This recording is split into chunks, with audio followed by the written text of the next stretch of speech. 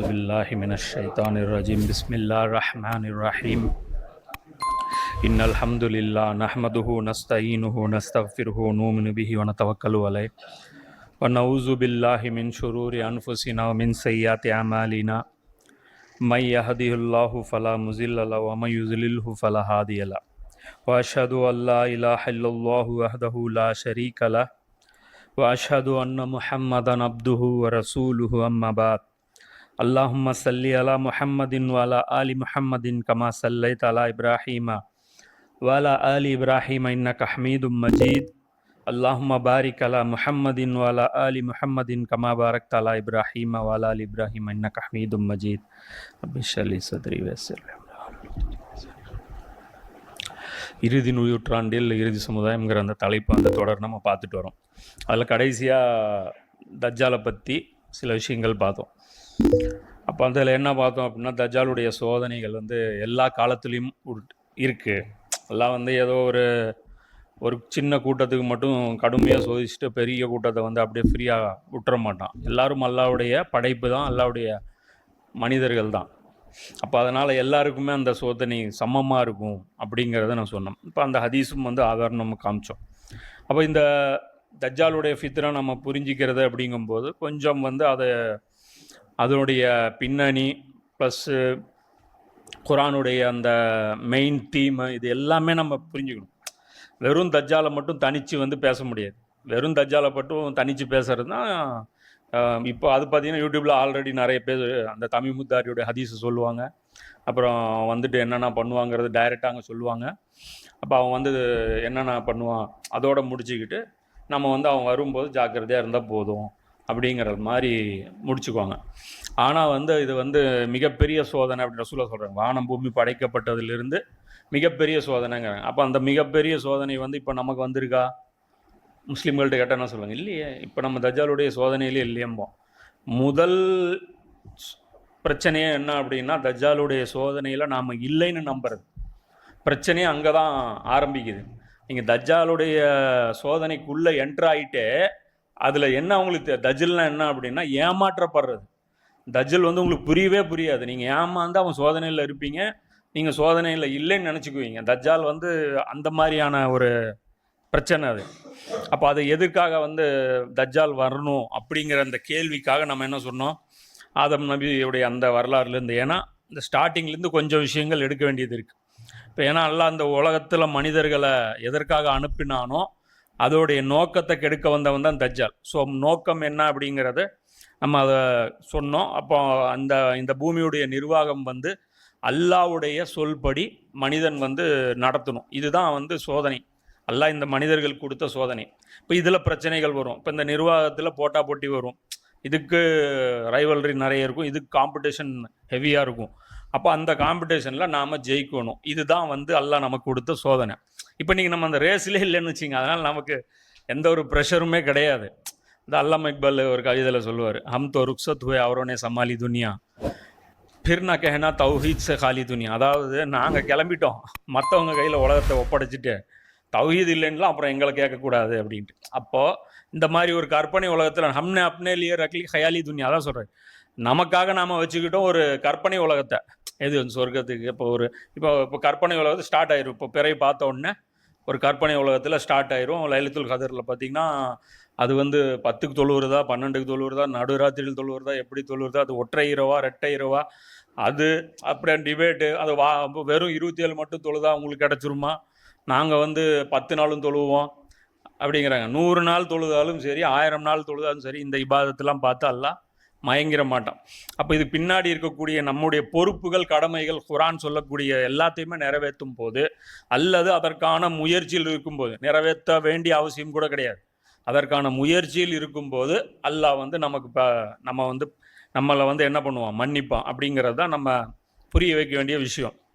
அப்போ இக்காமத்தை தீன் என்ன, குரான் என்ன நமக்கு பொறுப்பு சாட்டி இருக்குங்கிறது புரியல அப்படின்னா தஜ்ஜால் உங்களுக்கு ஒரு சப்ஜெக்டே கிடையாது, போயிருக்கு.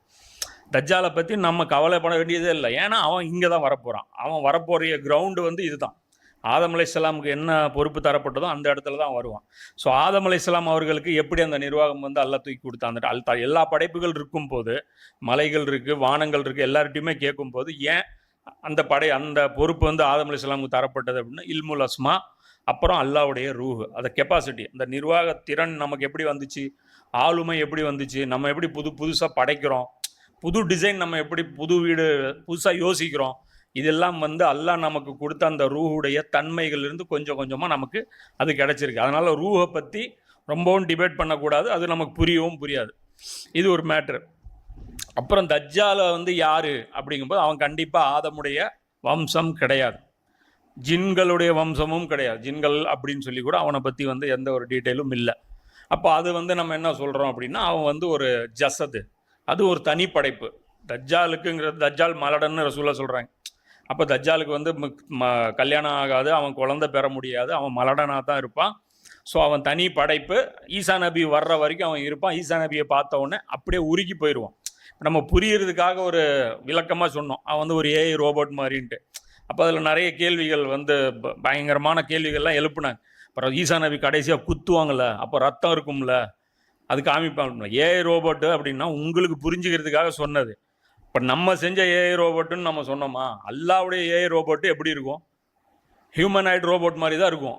அது வந்து மனுஷன் மாதிரியே இருக்கும். நீங்கள் தஜ்ஜாலை போய் தொட்டு பாருங்கள், தஜ்ஜாலை போய் தடவி பாருங்கள். வரும்போது வேணால் அவனை வச்சு ரிசர்ச் எல்லாம் வேணால் பண்ணலாம். பர்மிஷன் தரானா என்னன்னு தெரியல, மேபி உங்களுக்கு தரல, ஏன்னா அந்த படையில் தானே இருக்க போகிறீங்க. அப்போ அது மாதிரி வந்து பார்த்தீங்கன்னா அப்போ அவன் தனி படைப்பு. அப்போ தஜ்ஜாலுக்கு பல வெர்ஷன் இருக்குது அப்படிங்கிறத நம்ம சொன்னோம். ஜின்கள் வெர்ஷன் இருக்குது, யூதர்கள் வெர்ஷன் இருக்குது, கிறிஸ்தவர்கள் வெர்ஷன் இருக்குது, முஸ்லீம்களுடைய வெர்ஷன் இருக்குது. அப்போது நம்ம வெர்ஷனை வந்து நம்ம புரிஞ்சுக்கணும்.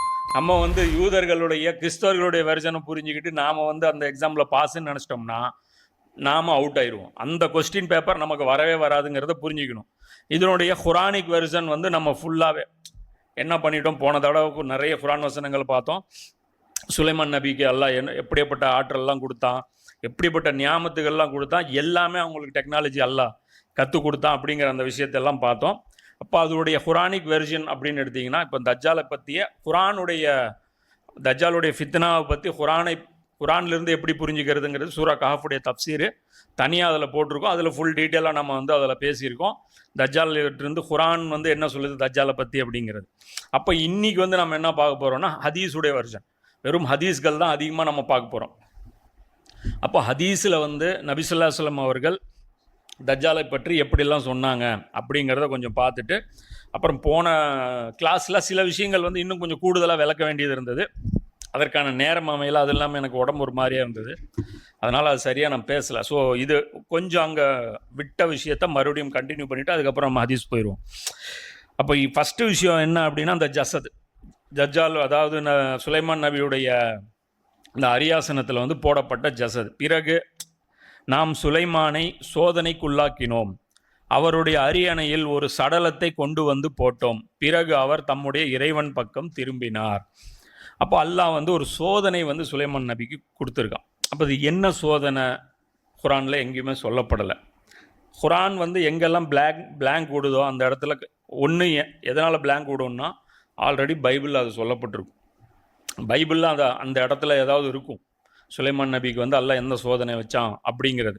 அப்போ அது பிளாங்காக விடப்படுது அப்படின்னா அதில் ஒரு ரீசன் இருக்குது. அப்போ அதுக்கப்புறம் அவர் வந்து என்ன பண்ணுறாரு, இப்போ என்ன சோதனைங்கிறது இன்ஷால்லா சொல்கிறேன். என்னுடைய இறைவா, அதுக்கப்புறம் அவர் துவா செய்கிறார். அந்த சோதனை ஒன்று அல்லாஹ் வச்சான். அந்த சோதனை என்ன மாதிரியான சோதனைனா, சடலத்தை பார்க்குறாங்க. அதுக்கப்புறம் இவங்க என்ன பண்ணுறாங்க, அல்லாஹ்வை நோக்கி திரும்புகிறாங்க.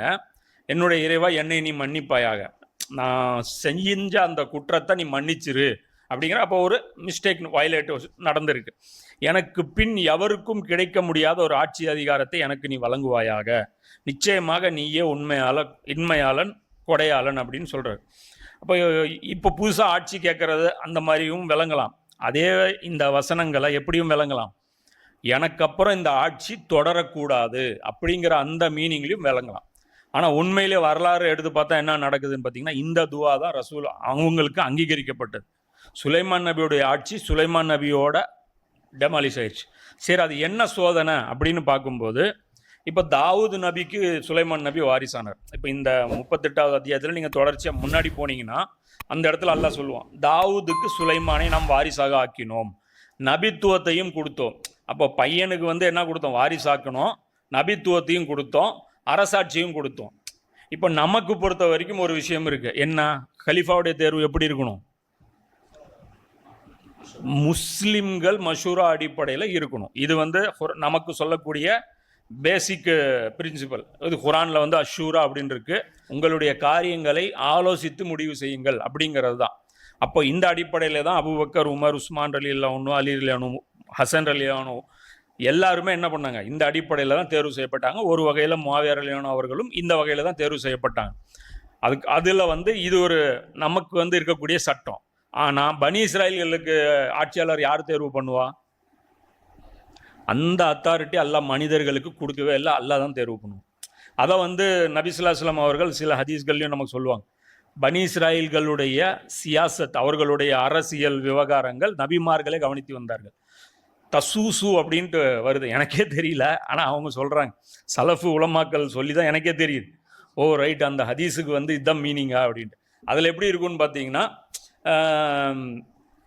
பனி இஸ்ராயல்களை வந்து நபிமார்கள் தான் நிர்வாகம் செய்தார்கள் அப்படிங்கிற மாதிரி, தலைமை தாங்கினார்கள் இருக்கும். ஆனால் அங்கே தலைமைங்கிறது இல்லை, அந்த இடத்துல என்ன இருக்குது? சியாசத்துங்கிற அந்த வார்த்தை தான் இருக்குது. ஸோ அந்த நபிமார்கள் மூசா நபியிலிருந்து ஈசா நபி வரைக்கும் என்னாச்சு? செயின் கட்டே ஆகலை. நடுவில் வந்து ஒரு நாள் கூட நபி இல்லாத ஒரு நாள் அவங்க பார்த்ததே கிடையாது. ஸோ மன்னர் யார், அடுத்த கலீஃபா யாருங்கிறதையும் யார் தேர்வு பண்ணுவான்? அல்லாஹ் தான் தேர்வு பண்ணுவான், அல்லது அல்லாஹ்வுடைய ரசூல் தேர்வு பண்ணுவான். இப்போ இந்த இடத்துல பஹ்ரால கூட வரும் பாருங்க, இந்த தாலூத்தை தேர்வு செய்யும் போது ஒரு நபிகிட்ட தான் போய் கேட்பாங்க. நாங்களே ஒரு மன்னரை தேர்வு செஞ்சுட்டோம், ஒரு எலெக்ஷன் வைங்க அப்படின்னு அவங்க சொல்ல மாட்டாங்க. அப்போ ஒரு நபிகிட்ட போய் சொல்லுவாங்க. நபி என்ன பண்ணுவார்? தாலூத்தை வந்து ரெக்கமெண்ட் பண்ணுவார். அதுக்கப்புறம் தாலூத்து வந்து அவர் என்ன பண்ணுவார்? தாவூத் அதுக்கப்புறம் வர்ற அல்லாஹ் தேர்வு செஞ்சுட்டான் நபி தாவூத் அலைஹிஸ்ஸலாம். அப்போ அவங்க ஆட்சியாளராக வந்துட்டாங்க. இப்போ அடுத்த ஆட்சியாளர் யார்?